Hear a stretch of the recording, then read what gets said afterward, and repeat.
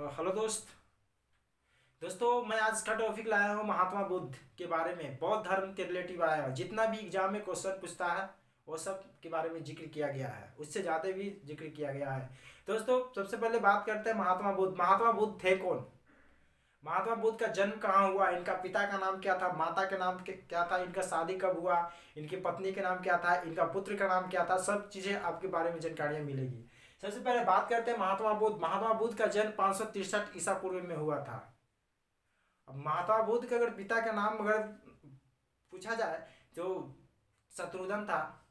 महात्मा बुद्ध का अगर पिता का नाम पूछा जाए तो शत्रुघ्न था। एक किस वंश से रिलेटिव थे? शाक्य वंश से रिलेटिव थे। शाक वंश, शाक गणराज का एक मुखिया थे इनका पिता शत्रुघ्न। इनकी माता के नाम महामाया थी। अब महामाया जो थी किस वंश से रिलेटिव थी? कोलिया वंश से रिलेटिव थी। अब महामाया, महात्मा बुद्ध के जन्म के 7वें दिन बाद इसकी माता की मृत्यु हो गई। अब 7वें दिन बाद इसकी माता की मृत्यु होने के बाद इसकी लालन पोषण पालन जो इसकी जो माता थी, सौतेली माता, जो मौसी, इसके मौसी भी थी जिसका नाम महा प्रजापति गौतमी थी। इसकी माता जो सौतेली थी जिन्होंने लालन पोषण किया, बड़ा किया, महामाया गौतमी थी। दोस्त हम बात करते हैं जब महात्मा बुद्ध का जन्म हुआ था उस समय भविष्यवाणी हुआ था जिसमें 29 भविष्यवाणी लोग वहां पर आए थे। और 29 भविष्यवाणी में एक कालदेवन था भविष्यवाणी, जिन्होंने भविष्यवाणी कर बताया था महात्मा बुद्ध को, कि महात्मा बुद्ध को बताया था कि यह बालक सन्यासी हो सकता है।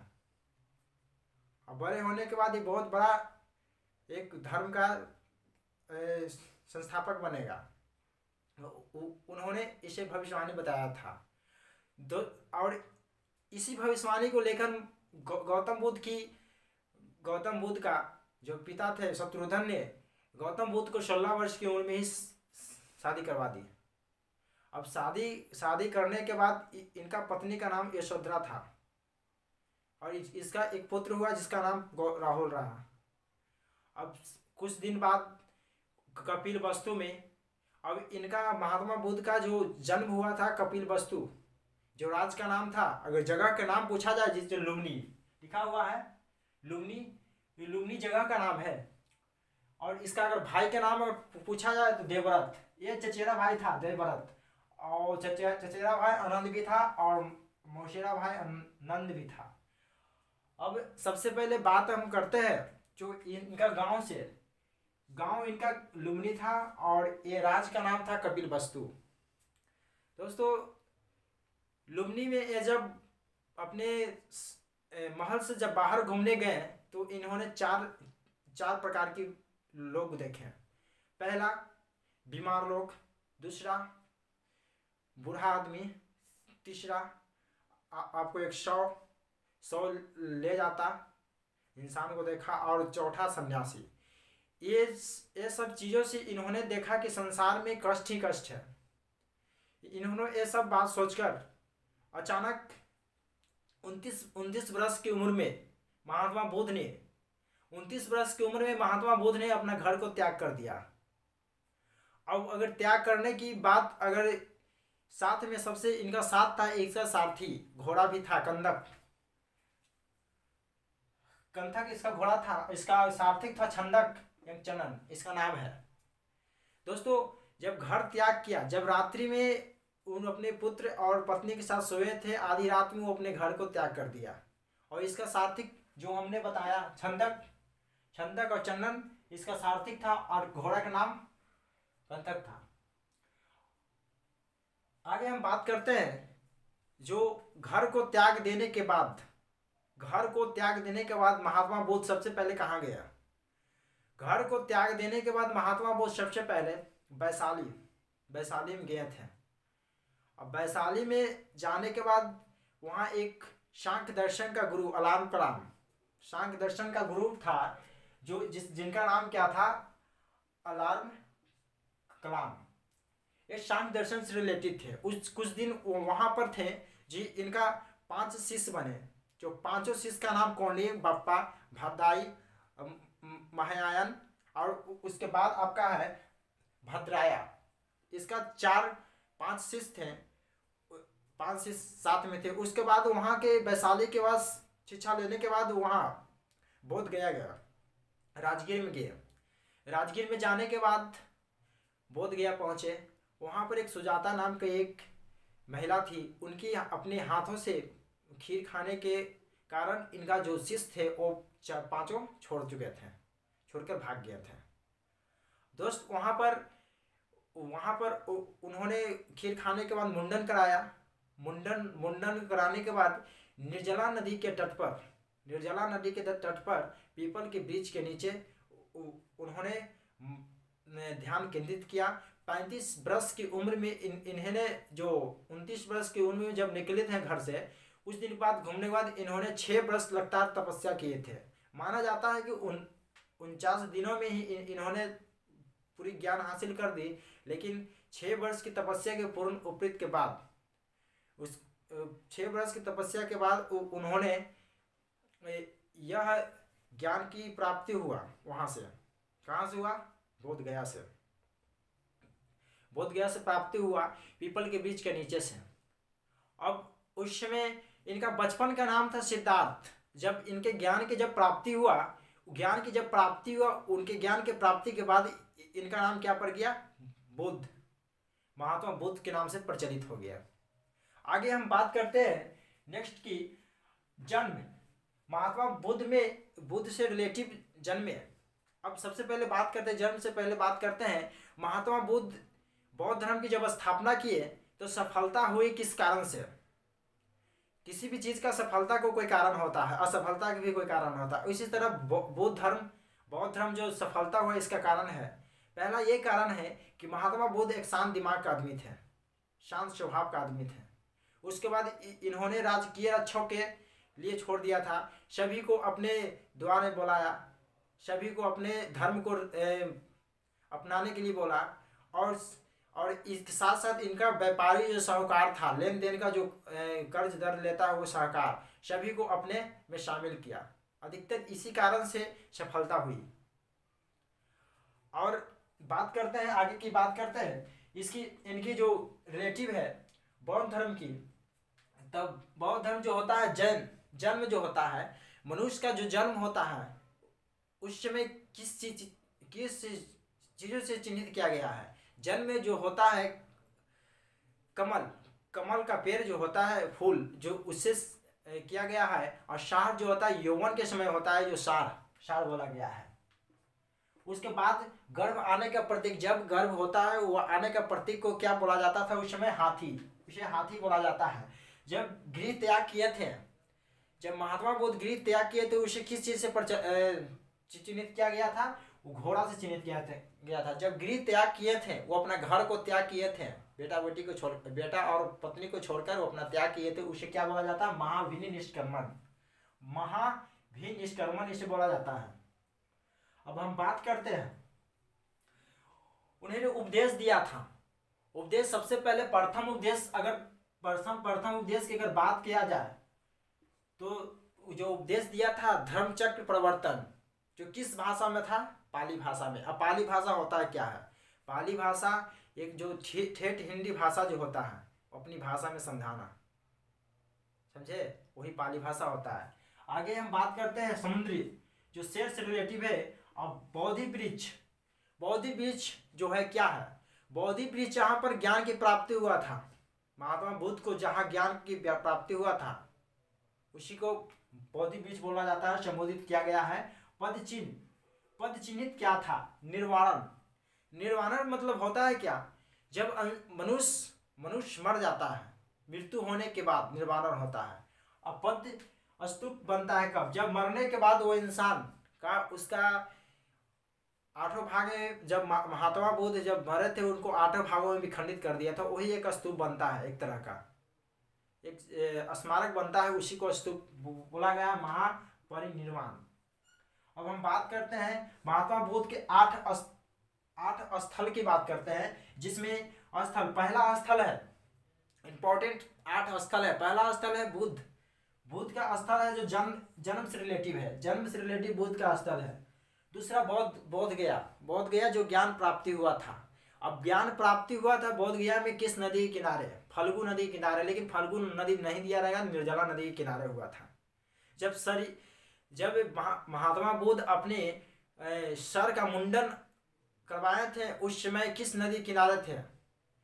उस समय अनोमा नदी के किनारे, अनोमा नदी के किनारे वो अपना सर मुंडन करवाए थे। समझे? आगे हम बात करते हैं नेक्स्ट, सारनाथ। सारनाथ एक ऐसा स्थान है जिन्होंने सबसे ज्यादा, सारनाथ प्रथम ऐसा स्थान है जहां पर सबसे पहले भाषण अपना दिए थे, धर्म परिवर्तन, धर्म के बारे में अपना व्याख्या किए थे। अब नेक्स्ट की बात किया जाता है कुशीनगर। कुशीनगर परिनिर्वाण जहां मृत्यु इनकी हुई थी वो स्थान है। श्रावस्ती, श्रावस्ती कौशल की राजधानी श्रावस्ती है, जो आपको सबसे ज़्यादा यहाँ पर इन्होंने उपदेश दिया था। श्रावस्ती में सबसे ज़्यादा उपदेश कहाँ दिया था? श्रावस्ती में। मथुरा शंकरस्य वर्षा ऋतु के समय जब होता था तो मथुरा में जाते थे महात्मा बुद्ध। अब मथुरा में जाते थे तो वहाँ पर 3 प्रकार की महल थी जिन्हें लिखा गया है। पहला जो लिखा गया है आपको बेलून वन। बेलून वन जो था किसने बनाया था? बेलून वन बिंबिसार ने बनाया था। महात्मा बुद्ध के लिए वर्षा ऋतु के समय रहने के लिए वहां पर बेलून वन बनाया था। किसने बनाया था? बिंबिसार ने बनाया था। उसके बाद चेतन वन चेतन राजा कुमार ने बनाया था कि जो वर्षा ऋतु में महात्मा बुद्ध जब जाते हैं मथुरा में तो वो रहेंगे कहाँ? तो उन्होंने चेतन वन बनाया था। उसके बाद बनाया था पुष्पराम जो बनाया था प्रजेशन, कौशल की नरेश प्रजेशन ने इन्होंने बनाया था। अब हम बात करते हैं आगे की राजगीर महात्मा बुद्ध से सबसे अधिक रिलेटिव है, इसलिए कि महात्मा बुद्ध सबसे ज्यादा अगर अपना जीवन यापन किए थे तो कहाँ किए थे? सबसे ज्यादा जीवन यापन कहाँ किए थे? राजगीर में ही किए थे। और राजगीर के ही गुरु थे जिनका नाम है रुद्रक रामपुत्रा, जो योग दर्शन से रिलेटिव है। समझे? अब उसके बाद वैशाली जो था संघ का निर्माण हुआ था वहां पर। अब संघ का निर्माण वहां पर किए थे महात्मा बुद्ध ने वैशाली में। अब संघ का निर्माण वहां पर हुआ था जिसमें सभी लोग एंट्री ले सकते थे, लेकिन कुछ लोगों की मना थी। जो चोरी करता है, किसी को मारता है या तो कुछ हिंसा व्यवहार करता, उसी लोगों का संघ में एंट्री नहीं था, मतलब प्रवेश नहीं कर सकता है। अगर नेक्स्ट आगे की हम बात करते हैं तो शरणार्थ की एक अंकित चिन्ह जहां पर है मूर्ति, वहां पर आपको घोड़ा, हाथी, व्हेल और शेर, बैल, ये सब बहुत वहां पर चित्रित अंकित है। शरणार्थ की जो स्तूप है जहां पर। अब कुछ पुरुषार्थ हैं जिसमें श्रेय पुरुषार्थ, स्मृति, पूजा और चिंता, ये सब बारे में बताएंगे आगे। देखिए एक बौद्ध धर्म में क्या था? अष्टमार्ग की थी। अब देखिए बौद्ध धर्म में 2 पार्ट बट गया था, 2 अनुयायी हो गए थे। अब 2 अनुयायी कौन कौन हो गए थे? पहला एक घर में रहता था, एक सन्यासी धारण करता था। घर में रहने वाले की उपासन कहा जाता है, सन्यासी धारण करने वालों के क्या बोला जाता है? भिक्षु। अब हम बात करते हैं अष्टम मार्ग की। अब अष्टम मार्ग सबसे ज्यादा महत्वपूर्ण था, दोनों लोगों की ही महत्वपूर्ण था। और सबसे पहली बात करते हैं सम्यक दृष्टि। सम्यक दृष्टि मतलब क्या होता है? सही देखो, गलत किसी को नजर से मत देखो, ये सम्यक दृष्टि होता है। आगे है सम्यक संकल्प, सही संकल्प लो, गलत संकल्प मत लो, निर्णय सही लो। और उसके बाद है सम्यक वाणी। सम्यक वाणी मतलब होता है आपको सही वचन, सही बात बोलो, गलत बात मत बोलो। समझे? उसके बाद है सम्यक कर्म, अच्छा कर्म करो। उसके बाद होता है सम्यक आजीविक। सम्यक आजीविक मतलब होता है आप जो जीवन जी रहे हैं ना, अच्छी तरह जिए।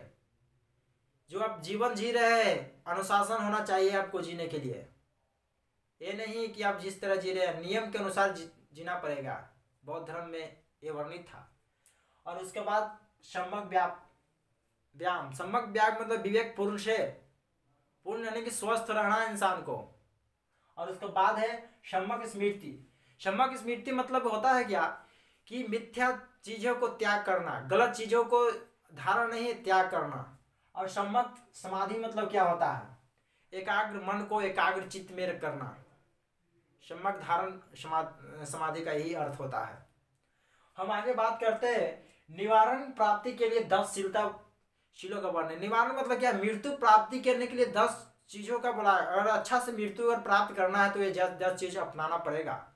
भिक्षु के तो 10 चीज अपनाना एकदम पक्का है कि अपनाना पड़ेगा। नहीं अगर गिरानी है मतलब घर में रहता है, अब बौद्ध धर्म मानता है तो उसके लिए 5 चीजें थे, लेकिन भिक्षु के लिए 10 था। पहला देखिए क्या था, पहला था अहिंसा।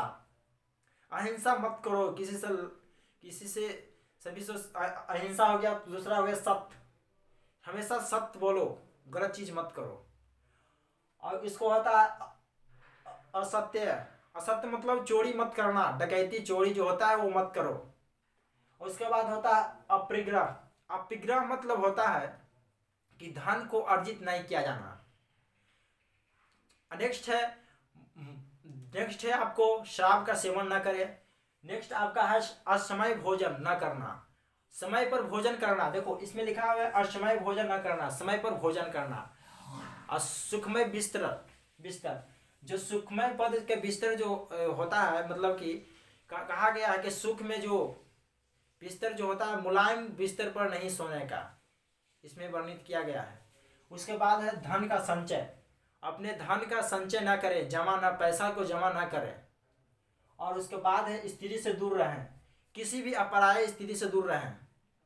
और नेक्स्ट बात है नृत्य गान। नृत्य गान मतलब नाचने गाने से आप दूर रहिए।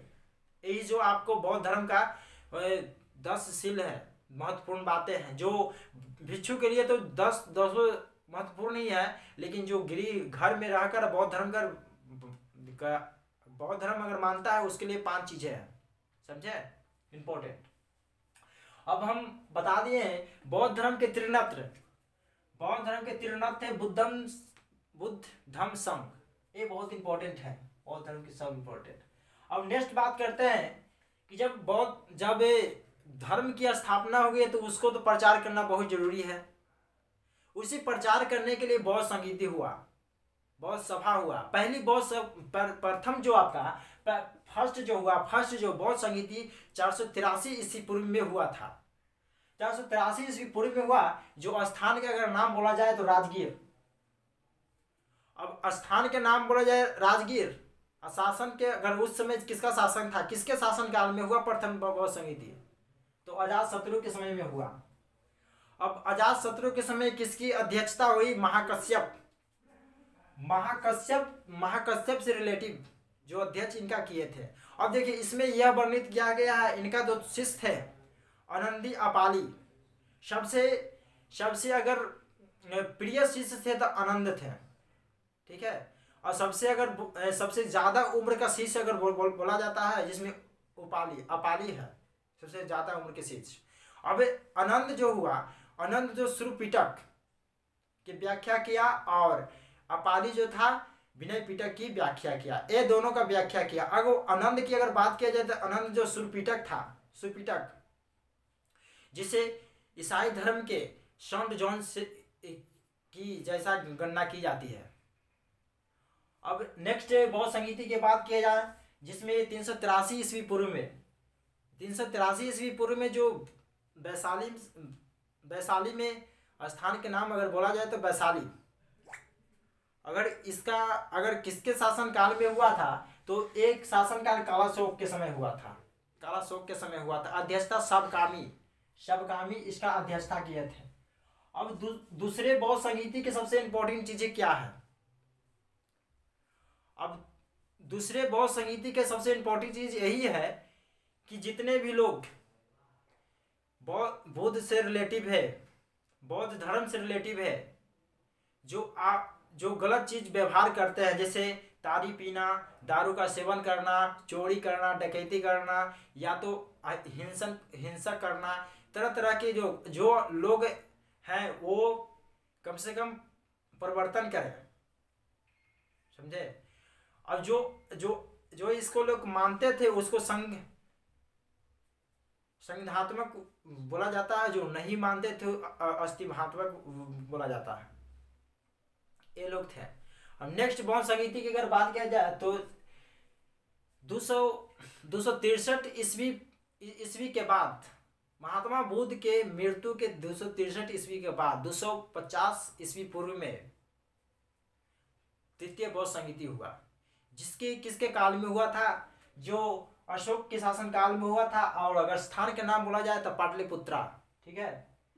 और इसका अध्यक्ष था मोगली पुत्र तिस्ती ने किया था। अब इसमें इंपॉर्टेंट वाली बात क्या है? अब इसमें इंपॉर्टेंट वाली यह बात यही है कि इसका जो अध्यक्षता जो कर रहे थे, उन्होंने अशोक को चेतावनी दिया था कि आप किसी के साथ गलत ना करें, गलत व्यवहार किसी का ना करें, प्लस इसका प्रचार प्रसार आप देश विदेश में जाकर कर सकते हैं, करें। यही चेतावनी दिया था, इसका अध्यक्षता किए थे जो। नेक्स्ट की बात करते हैं 4 नंबर। 4 नंबर की अगर हम बात करते हैं तो 4 नंबर बौद्ध संगीति में ईस्वी जब ईसा से जब हुआ था, ईस्वी शताब्दी जब शुरू हुआ, जब इसका चौथा नंबर हुआ बौद्ध संगीति। अब इस समय जो जगह के अगर नाम पूछा जाए तो किस जगह में हुआ? कुंडलग्राम में। कहाँ पड़ता है? कश्मीर में पड़ता है। अगर शासनकाल के नाम पूछेगा कि किसके शासनकाल में हुआ, तो कनिष्क के शासनकाल में। इसका अध्यक्षता कौन कर रहे थे? लिखा हुआ है वसुमित्रा अश्वघोष इसका अध्यक्षता किए थे। अब नेक्स्ट की बात किया जाए, जब लास्ट जो बौद्ध संगीति हुआ, जब लास्ट बौद्ध संगीति में आपको बौद्ध धर्म 2 पार्टों में डिफरेंट मतलब कि बट गया। पहला हीनयान, दूसरा महायान। अब हीनयान जो था निम्न था और महायान था श्रेष्ठ था। अब हीनयान में क्या था व्याख्या? हीनयान देखिए, हीनयान जो महात्मा बुद्ध के सिद्धांत पर काम करते थे, उस पर विश्वास करते थे और पाली भाषा में थी। इसमें था कोई मूर्ति पूजा नहीं होता था और कोई तीर्थ यात्रा नहीं होता था। महायान में इसके विपरीत होता था। महायान जो था, जो मूर्ति पूजा, मांस खाना, संस्कृत में बोलना, संस्कृत में भाषण देना, लुम्बिनी। और इसका अगर तीर्थक स्थान के नाम बताया जाए तो 4 तीर्थक स्थान के बारे में वर्णन किया गया। पहला लुम्बिनी हो गया, बोध गया हो गया। पहला लुम्बिनी, बोध गया, सारनाथ, कुशीनगर थे। अब हीनयान जो प्रचलित था किस क्षेत्र में? ज्यादातर हीनयान आपको दक्षिणी क्षेत्र में था, जो श्रीलंका, जावा और बर्मा क्षेत्र में प्रचलित था। अब महायान प्रचलित था, आपको यहाँ लिखा हुआ है, तिब्बत, चीन, मंगोलिया और जापान में था प्रचलित। अब बौद्ध धर्म की ग्रंथ की अगर बात किया जाए तो जातक कथा, जिसे बोला गया त्रिपिटक इंपॉर्टेंट यही है। अब पूछता है क्वेश्चन, जैन धर्म और बौद्ध धर्म में दोनों में अंतर क्या है? देखिए, दोनों में यही अंतर है कि दोनों आत्मा में विश्वास नहीं करते थे, पूर्ण जन्मों में विश्वास करते हैं। इसको बोला गया है अनिश्वरवाद के सिद्धांत जैन और बौद्ध से समानता रखता है। और सर्वाधिक अगर मूर्ति को बात बोला जाए, जो बौद्ध धर्म की मूर्ति है, महात्मा बुद्ध का जो मूर्ति है, सबसे पहला मूर्ति किस शैली में बना था? मथुरा शैली में बना था। किस शैली में बना था? मथुरा शैली में बना था। और उसके बाद जो सर्वाधिक मूर्ति मतलब किस शैली से? गंधर्व शैली से बना हुआ था। उसके बाद बोलते हैं अफगानिस्तान एक जगह है, देश है, जिसमें एक जगह का नाम है बामियान में। वहां पर बौद्ध धर्म महात्मा बुद्ध की 2 मूर्तियां थी, जो मथुरा शैली से रिलेटेड था, जिसमें तालिबानों ने इसे नष्ट कर दिया। समझे? आगे हम बात करते हैं एक इंपॉर्टेंट वाली बात, जो महात्मा बुद्ध की पर्व है, पवित्र पर्व है वैशाख पूर्णिमा। क्योंकि वैशाख पूर्णिमा पर्व इसलिए माना गया है क्योंकि वैशाख पूर्णिमा के दिन ही महात्मा बुद्ध का ज्ञान की प्राप्ति हुआ था। समझे? आगे बात करते हैं light of Asian. Mahatma Buddha को एडविन अर्नल्ड का बुक में बोला गया है लाइफ ऑफ एशियन, एशिया का ज्योति महात्मा बुद्ध को बोला गया है। समझे? उसके बाद बात करते हैं जब हीनयान और महायान, हीनयान भी दो पार्टों में विभक्त था, जो जो एक कश्मीर के क्षेत्र में था और दूसरा संघीवादी क्षेत्र था। और महायान भी दो पार्ट में विभाजित था, एक शून्यवाद था, एक विज्ञानवाद था। अब शून्यवाद की जनक के बात की बोला जाए तो शून्यवाद की जनक नागार्जुन थे और विज्ञानवाद की जनक मैत्रेयी नाथ थे। अब दोस्तों बात करते हैं नागार्जुन थे कौन। उस समय का नागार्जुन ऑस्टिन थे, जो ऑस्टिन नागार्जुन भारत की ऑस्टिन माना गया है, जिन्होंने उस समय के शासन काल में बौद्ध की कथाओं, बौद्ध धर्म की कथाओं को जो चीनी भाषा में व्याख्या किया था, चीनी भाषा में जाकर व्याख्या किया था चीन में नागार्जुन ने। और नेक्स्ट बात करते हैं महात्मा बुद्ध की मृत्यु 483 ईस्वी में पूर्व में हुई थी। अब शंकराचार्य को प्रवचन बौद्ध भी कहा गया है, समझे। और इससे रिलेटिव ये बातें हैं कि बौद्ध धर्म को असफलता क्यों हो गई, मतलब कि पतन कब क्यों हो गया, इसका कारण क्या था। देखिए एक और क्वेश्चन मैं बता देता हूँ। सबसे ज्यादा जो जुलूस निकालने, धार्मिक जो जुलूस निकालने का सबसे पहला श्रेय किसका है, बौद्ध धर्म का ही श्रेय है। दोस्तों बौद्ध धर्म का असफलता का कारण है, पतन होने का कारण है कि इसका जो महायान जो था संस्कृत भाषा से रिलेटिव कर दिया था, इस कारण था पहला। दूसरा था शशांक, जो बख्तियार खिलजी ने इसे वहाँ जो नष्ट करवा दिया। उसके बाद शशांक जो था, शशांक वंश के बख्तियार खिलजी ने उसे नष्ट करवा दिया। शशांक जो था उन्होंने बौद्धि वृक्ष को कटवा दिया, बख्तियार खिलजी ने नष्ट करवा दिया। और उसके बाद बात किया जाए तो ये बौद्ध धर्म थे ब्राह्मणों से एंटी चलता था, विपरीत, मतलब कि उससे हमेशा लड़ाई चलता था। ये लोग चाहते थे, बौद्ध धर्म के लोग चाहते थे कि मैं दान भी लूं, किसी को दान दूं, ऐसा चाहते थे। इसी कारण से उन्हें बौद्ध धर्म से मतलब पतन हो गया। दोस्तों इंपॉर्टेंट वाली बात है, कुछ मुख्य तत्व है, जैसे तक्षशिला विश्वविद्यालय की स्थापना किसने किया, राजा तक्ष ने किया था। अब तक्षशिला विश्वविद्यालय के संतलत काल के क्या बोला गया है,